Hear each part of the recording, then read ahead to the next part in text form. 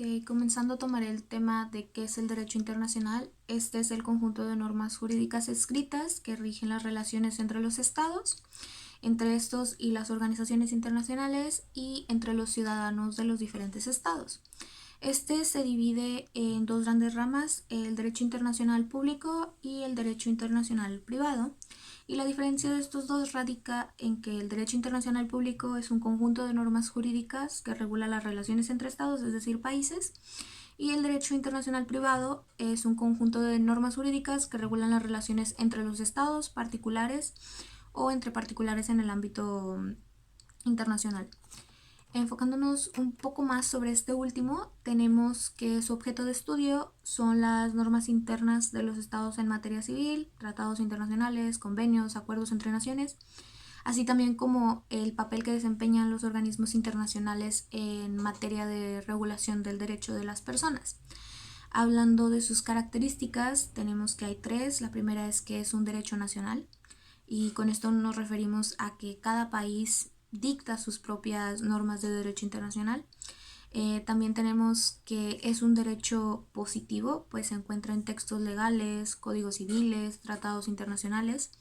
Y por último está el forum shopping, que se trata de la posibilidad de una diversidad de reglas y competencias internacionales, de poder acogerse a la jurisdicción de países que puedan dar una sentencia más favorable dependiendo de los intereses que se tengan. En cuanto a fuentes de derecho internacional privado, está la ley nacional, ya que este derecho se nutre principalmente de los códigos y leyes de distintos países. También tenemos lo que son las convenciones particulares, ya que estas se consideran fuente porque en ellas se acuerda la voluntad de las partes. Y por último, pero no menos importante, están los tratados internacionales, ya que estos se consideran como la primera fuente directa del derecho internacional privado. Y entrando más en el tema de los tratados internacionales, primero que nada es importante hacer la distinción entre un tratado y un acuerdo. El acuerdo es la resolución tomada por dos o más partes sobre algo, especialmente por una junta, una asamblea o un tribunal en donde se llega a un acuerdo. Mientras que el tratado es un acuerdo que se establece entre dos o más estados, y este es un documento donde se consta dicho acuerdo. México actualmente cuenta con 13 tratados de libre comercio con 50 países, y un tratado comercial o de comercio es un acuerdo que establecen dos o más países bajo el amparo del derecho internacional, esto con el objetivo de mejorar sus relaciones en términos económicos y de intercambio comercial. Cuando son tratados de libre comercio o TLC, se establecen lo que son reglas para realizar el intercambio de productos y de servicios, eliminando lo que son obstáculos arancelarios o impuestos en lo que son importaciones y exportaciones. Estos lo que hacen es ofrecer ventajas como el acceso a mercados más amplios, un acceso a una mayor diversidad de productos y servicios, así también a lo que son la eliminación de barreras y condiciones comerciales. Uno de los tratados comerciales más importantes para México es el TEMEC, que es un acuerdo comercial entre México, Estados Unidos y Canadá, que sustituye al Tratado de Libre Comercio o el Telecán, entrando en vigor el 1 de julio de 2020. Y dentro de los beneficios que hay para México se encuentra que en cuanto a administración aduanera y facilitación comercial, se encuentra el reducir costos derivados de operaciones aduaneras con el fin de facilitar los intercambios comerciales a través de una rápida circulación de mercancías en lo que son las fronteras, facilitando así la cadena logística. En cuanto a comercio digital, está lo que es el fortalecer e impulsar el desarrollo del comercio digital mediante un esquema legal que fomente lo que son las operaciones electrónicas y al mismo tiempo brinde una seguridad a los usuarios de los medios electrónicos.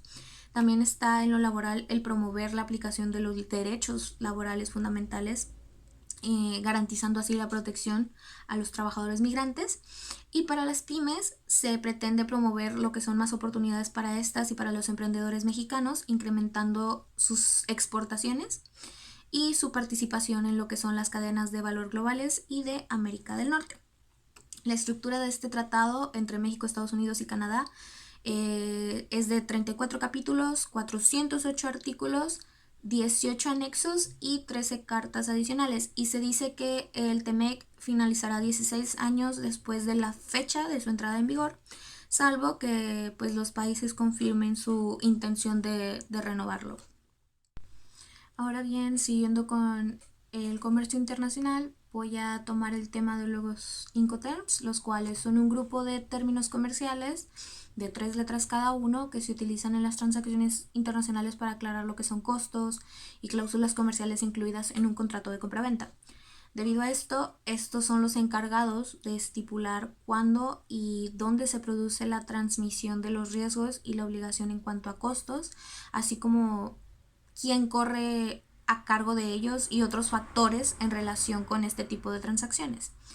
Estos términos no siempre son los mismos ni se mantienen estables, sino que cada cierto tiempo, aproximadamente 10 años, sufren actualizaciones adaptadas al mercado actual. Existen varios tipos de Incoterms. El primero es el grupo E, que este es de entrega directa a la salida. Aquí la parte vendedora proporciona lo que es la mercancía al comprador en sus propias instalaciones. Después tenemos el grupo F, que este es de entrega indirecta, en donde el vendedor dispone de los bienes a un transportista seleccionado y abonado por el comprador. Está también lo que es el grupo C, que este, al igual que el anterior, es de entrega indirecta, y aquí la parte vendedora contrata lo que es el vehículo para el transporte de los productos. Sin embargo, el exportador queda eximido de cualquier responsabilidad derivada de daños o costos adicionales desde su salida. Después está el grupo D, que este es de entrega directa, y aquí los costos y los riesgos corren a cuenta del vendedor desde la salida de la mercancía hasta su entrega en el lugar pactado. De los Incoterms más utilizados tenemos el XW, Ex-Works o en fábrica, que determina que el vendedor va a entregar las mercancías directamente en su establecimiento, por lo que va a tener que asegurarse de que los productos estén correctamente embalados, etiquetados y preparados para el transporte, que ya ha sido elegido previamente por el comprador para poder distribuirla. Después tenemos el FAS, que este es el Free Alongside Ship o franco al costado del buque, el cual se utiliza en mercancías de carga a granel o de carga voluminosa en lo que son barcos.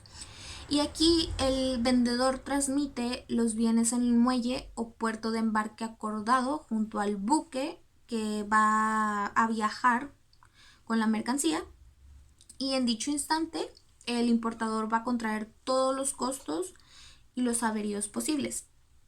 Continuando igualmente con el grupo F, tenemos lo que es el FOB, que es el Free on Board o libre a bordo, que en este se establece que el vendedor va a proporcionar la mercancía en el barco establecido, asumiendo toda la responsabilidad hasta dicho momento, y entonces el comprador va a hacer frente a todo hasta su llegada al destino final. Así también tenemos el CFR o Cost and Freight, costo y flete, que este hace referencia a que el vendedor cargará con todos los costos hasta que la mercancía llegue al puerto de destino. Por el contrario, el comprador aquí va a correr con todos los trámites pertinentes a la importación, así como también el transporte hasta el destino.